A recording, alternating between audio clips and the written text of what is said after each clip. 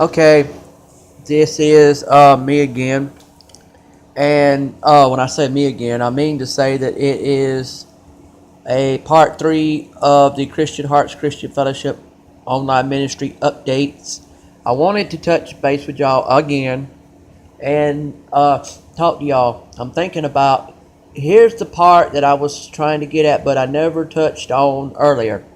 What I want to do is do a thing where we have these t-shirts I wanted to do, or logos I wanted to do, where you get the army sign or symbol, where it has the star at top and it says United States Army. Well, I wanted to get the same logo. Now, if the Army finds out and they get mad about it, correct me and all. Or if you know anybody in the Army that would get offended by it, okay, I'm sorry, I'll change it. It's not set in stone. I'm not trying to offend no one. I'm trying to do something for God. And if I do something wrong, then y'all got a right to correct me if y'all know the truth. But correct me in the name of the Lord, okay? But I wanted to do one where I do these t-shirts, and I need you, if this works out, I need help with this t-shirts where it looks like that square, and then it has up top where the star is, it won't be a star, it'll be a cross, and then at the bottom it'll say U.S. Army, or we could just make it big enough and say United Saved Army. I mean,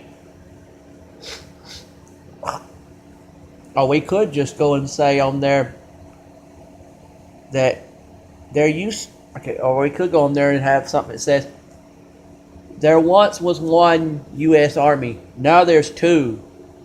The first is the United States Army, the second is the now United Saved Army.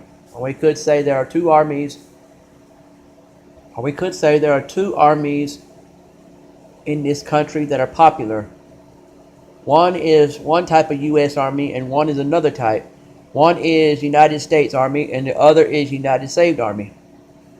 Or we could say U.S. Army 2, which is the second U.S. Army. I mean, you got to be something to distinguish them apart so that people don't think it's something to do with them when it is, but it isn't at the same time. If any soldiers out there are saved, if you're saved soldiers, then you're a part of that United Saved Army. But I just don't want no controversy, no lawsuits and all that, and I don't want us to be messed up by anything the devil can throw our way. Because the devil loves saying, well, you made this idea, and now I'm going to try to botch it up. I'll mess it up. And all that.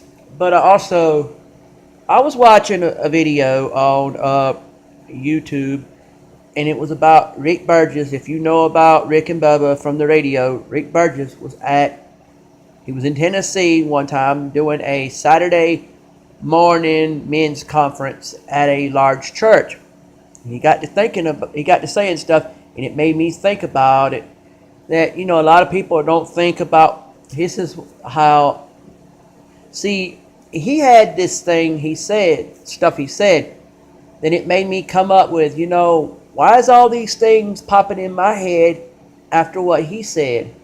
Then it made me think that sometimes one man's speech may inspire you to have your own speech about subjects that may not have nothing to do with that except for God. Maybe God was in both stories, and that's the thing. Like if I say, say if I say today, say if a guy says on the TV or radio or internet something about God, and then next thing you know, maybe what he said inspired you to have a thought or a speech in your head that did not go along with what he said, except for one thing they had in common. The common denominator in this thing was God and Jesus. Because God can make a man say something to you today, and then later on it'll make you think of something that was totally off that subject and only had one thing in common with what the other man said. And the common denominator would have been God and Jesus. Like what Rick Bird just said, it inspired me to have speeches and to have thoughts in my head that did not go along with what he said, but the only way they had any common denominator was God and Jesus.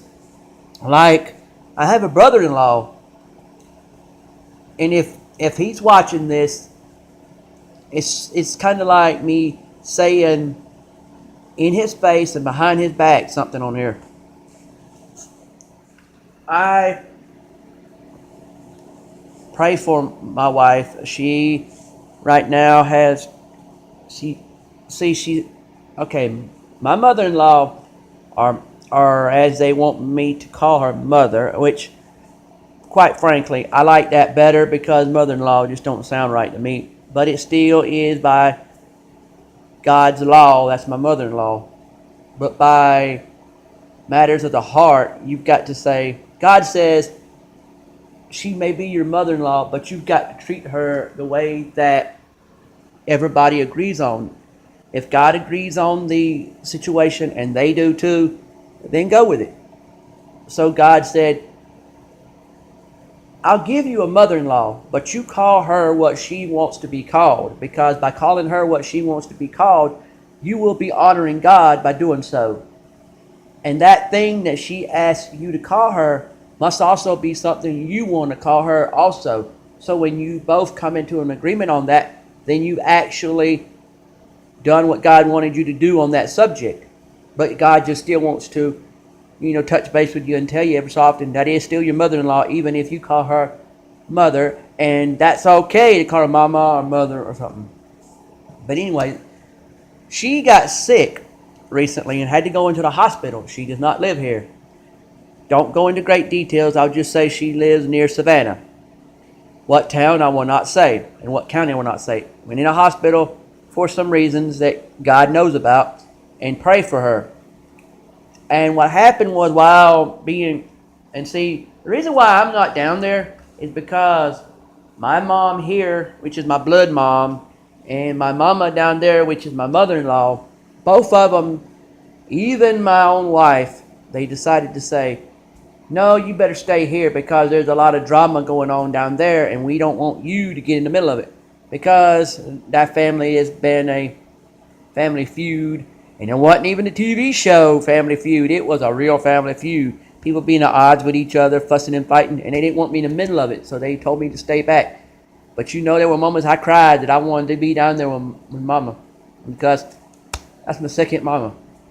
And you got a mom and a mama, and one's your blood mom and one is your mother-in-law, and you love them to death and you would do anything for them, and I know I would. I'd do anything for them both. But one time me and my wife was down there together visiting all them, and while being down there happened to be that I said some things not meaning anything bad by it. God knows what I'm talking about, so just don't go into great details. And it got people mad at me, thinking I meant bad by it. And I didn't. And from there on, it spiraled out of control because people started saying I said things I ain't said. I want you to know, the one that got mad the most about this was one of my brother-in-laws. I'm not going to name names. Like I said, I'm a nice guy about this. That's why I'm going to be this way. I'm going to say it. Just like I said that my mother-in-law was my mother or was my mama, then I will say this. My brother-in-law is my brother. And brother, I'm sorry. I'm sorry. I shouldn't have said that. And I wasn't meaning nothing bad by it. I love you. And I've always, since the day I got to know you well, from that day on, I love you, man. You're my brother, and I don't want to hurt your feelings. If there's something I can do for you over here, I will. I even pray for you. And I'm sorry that your family has the problems they have with God. I can't do nothing about that. all I can do is pray for y'all. And I want y'all to know that I'm there for you. Me and God's there for you all we can be. And I'm there for all you people out there. If you need me, just talk to me. I'm not a rich man. I may not can do everything in the world, and you might get mad at me for things I won't do for y'all. But I'm only limited to what I can do, or limited on what I can do. But I'll do what God asked me to do. Not what you want, but what you need from God for me to do. If God told me to go pick up a tree for you, He'll give me those incredible Hulk muscles. But the thing is, I'm not doing something for you that you asked me to do. I'm doing for you what God wants me to do for you. So realize, if you need help, tell me, and then I will pray about it and ask God, God, what do I do for these people? So I'm not going to go and just up and do something for you and then find out later it was something the devil wanted me to do for you. And then instead of me listening to God and saying, God, what do you want me to do for these people? Not what they want me to do for them. Not what the devil wants me to do for them. What do you want, God and Jesus? What do y'all want me to do for these people? And I'm going to put my foot down there. That's set in stone right there. That one is. I don't mind you asking for prayers. I don't mind you asking for things. But don't think that everything you ask me, I'm going to be able to do. I'm only going to be able to do what God wants me to do for you. So if God told me to go talk to you, and that's all He said to do, I'll talk to you. If God said pray for you, I'll pray for you. But if you told me to go buy you a $1,000 Porsche, you better go talk to God and see how God feels about you trying to manipulate me like that, because it ain't going to work. I've been down that road before, not the one about the Porsche story, the one about people trying to manipulate you, trying to make you believe that you're doing something for a friend when you're really doing something for the devil, and you didn't know it till later. And I'm not down that road. I'm not going down that road again. I'm trying hard to stick my feet firmly planted in the garden of God and Jesus. I want to know that I'm the seed that's going to start a good ministry one day with God and Jesus. I might be a seed, and I might turn into a plant. Or another good analogy should be, I'm the caterpillar. What I'm going to be when I become a butterfly is going to be that great ministry that God has for me to do for y'all. But it's going to be what God wants me to do for y'all. So like I said, we could have Wednesday nights. This is building church schedule. It can change as time goes on. Wednesday nights could be go to church, maybe about 5 or 6, have dinner, then maybe about 7, then have church Wednesday nights. Sunday nights, you could say, could be something like dinner, maybe 5 or 6, and then night church afterwards. Then lunch that day would be at church.